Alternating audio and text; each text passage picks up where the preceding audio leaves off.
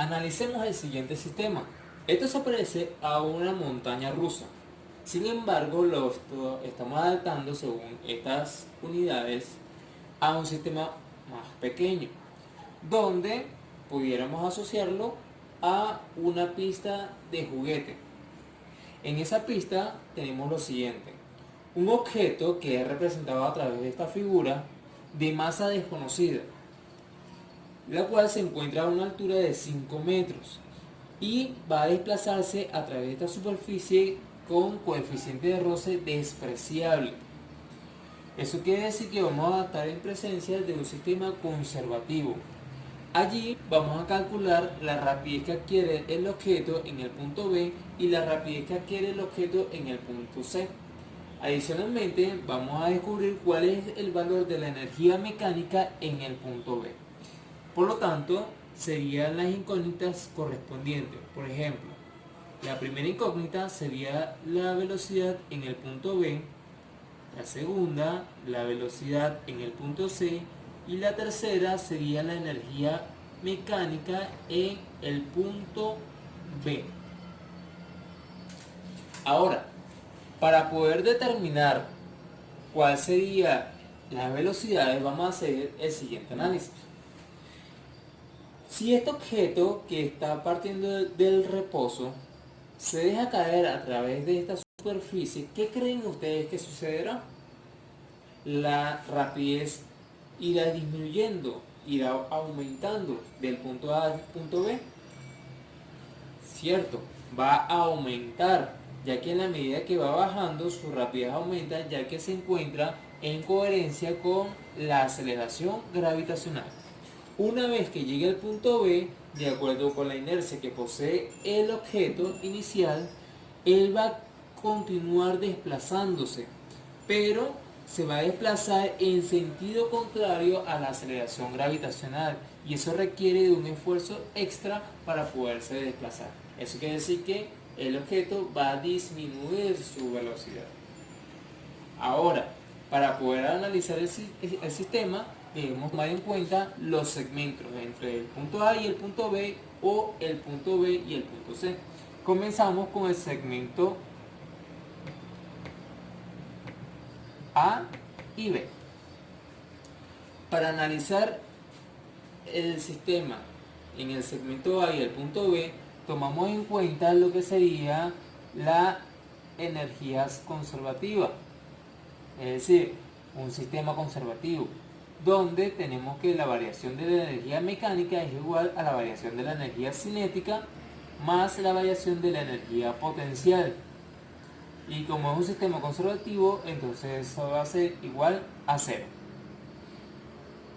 De tal manera de que cuando tenemos la siguiente ecuación, podemos hacer un despeje, donde la variación de la energía cinética va a ser igual a menos la variación de la energía potencial.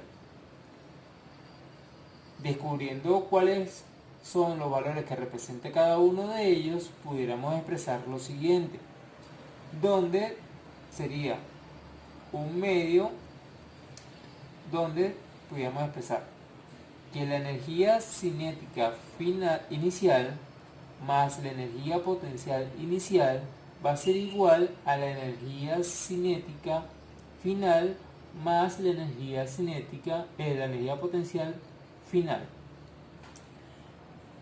Ahora, fíjense, ¿de qué depende la energía cinética? La energía cinética depende netamente de la rapidez del objeto que se está desplazando, y la energía potencial depende netamente de la posición geográfica o de la posición del objeto con respecto a la superficie. Por lo tanto, cuando hacemos la sustitución correspondiente, es decir, un medio de la masa por la rapidez inicial al cuadrado más la masa por la gravedad y la altura inicial, en este caso sería la altura del punto A, va a ser igual a un medio de la masa por la rapidez final, es decir, la rapidez en el punto B, a colocar aquí, punto A. Esa rapidez está al cuadrado más la masa por la gravedad y la altura en el punto B. Ahora, nosotros tenemos el valor de la velocidad inicial en el punto A. No, porque el objeto está partiendo del reposo.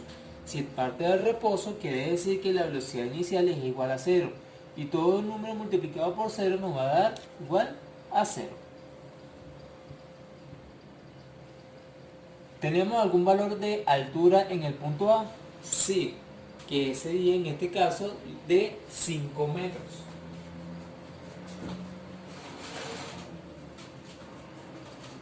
Ahora, tomando en cuenta que vamos a calcular la velocidad en el punto B, sería esta que tenemos acá, y la altura en el punto B, si observamos, se encuentra al ras de la superficie, es decir que en ese punto la altura es igual a 0. Por lo tanto, se anula de la expresión. En tal sentido me quedaría la masa, la gravedad y la altura, y un medio de la masa por la velocidad al cuadrado en el punto B.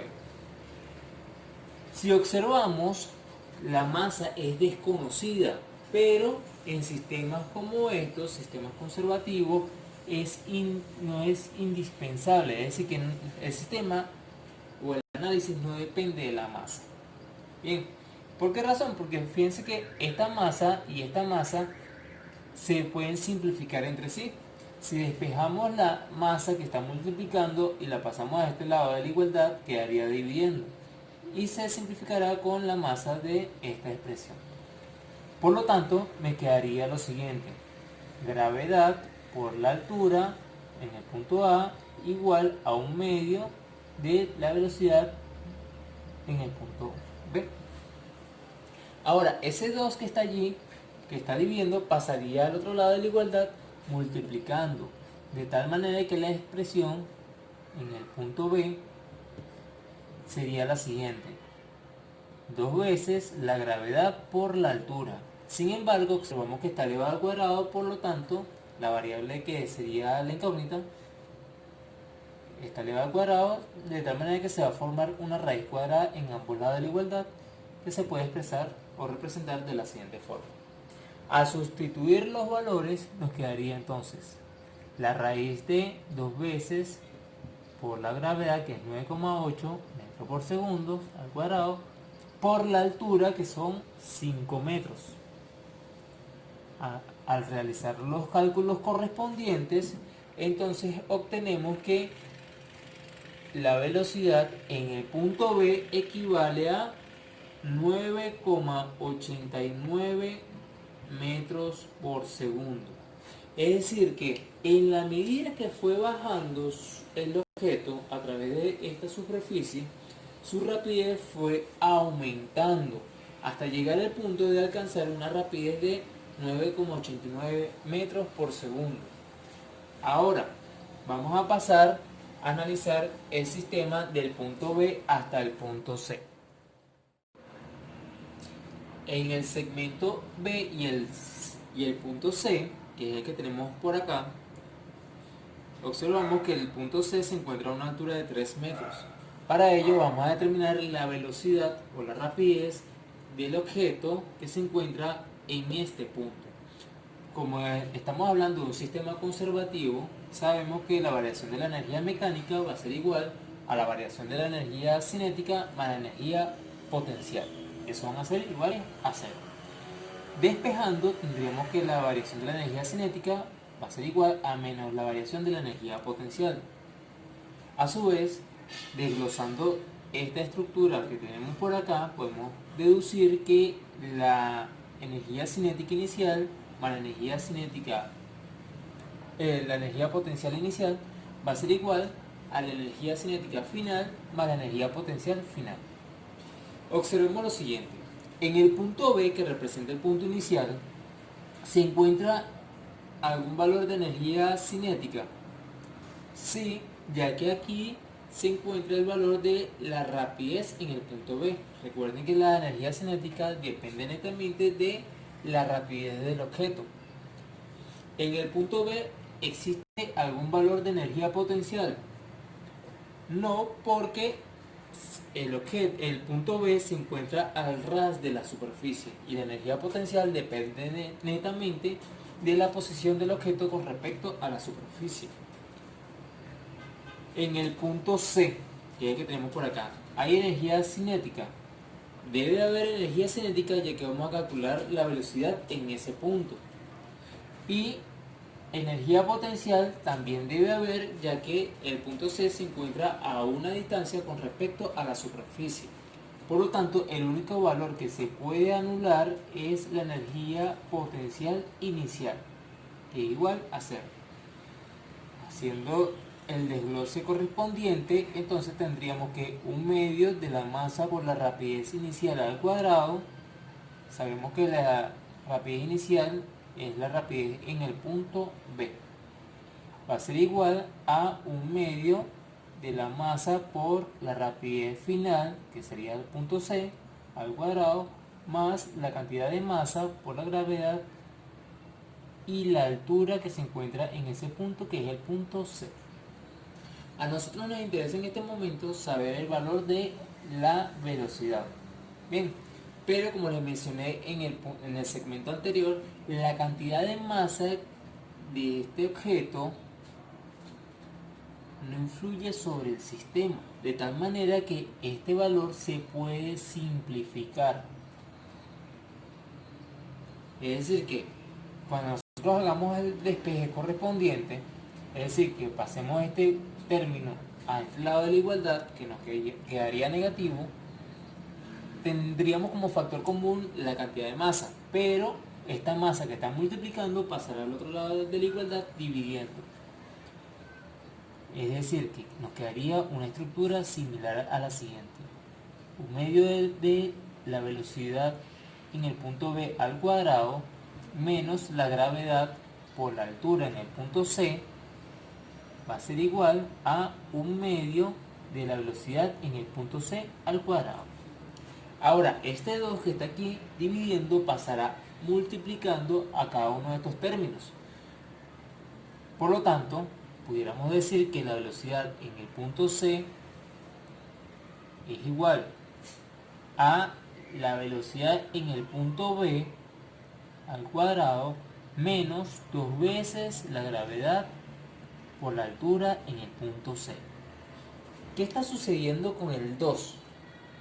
Fíjense, este 2 que está dividiendo pasa para acá multiplicando, pero 2 por 1 es 2 y 2 entre 2 es igual a 1, de tal manera que queda esta expresión de la siguiente forma.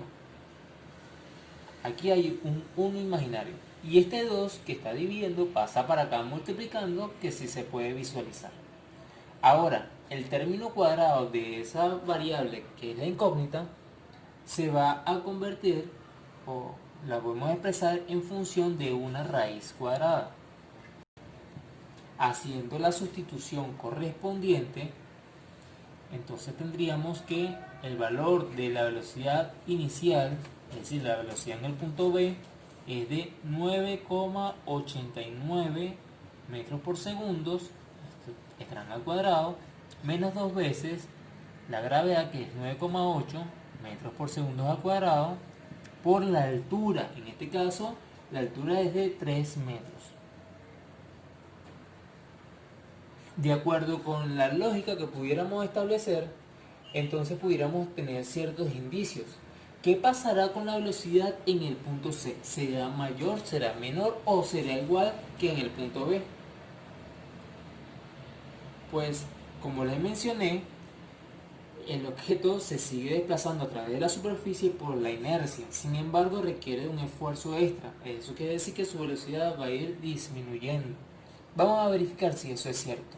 Haciendo los cálculos correspondientes, obtenemos que la velocidad en el punto C es de 6,25 metros por segundo. Eso quiere decir que influye en la velocidad la posición del objeto. Ahora vamos a determinar el valor de la energía mecánica en el punto B. Para determinar la energía mecánica en el punto B, consideramos que la energía mecánica depende netamente de la energía cinética y la energía potencial. Ahora, en el punto B observamos lo siguiente. La energía cinética depende a su vez de la rapidez del objeto en ese punto, y la energía potencial depende netamente de la posición del objeto con respecto a ese punto. Es decir, que dependen de la posición con respecto a la superficie. Sin embargo, la posición del objeto se encuentra al ras de la superficie. Eso quiere decir que este valor o este término es igual a 0. Ahora, suponiendo que la cantidad de masa del objeto que estamos analizando equivale a 0,3 kilogramos, considerando que tendríamos un sistema de juguete, entonces pudiéramos determinar que la energía mecánica, que sí depende de la cantidad de masa, es igual a 1/2 de la masa, que es 0,3 kilogramos, por la rapidez al cuadrado.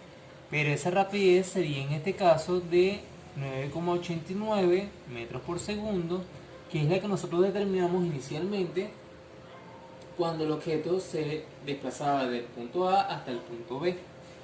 Haciendo los cálculos correspondientes, entonces tendríamos que el valor de la energía mecánica equivale a 14,67 joules.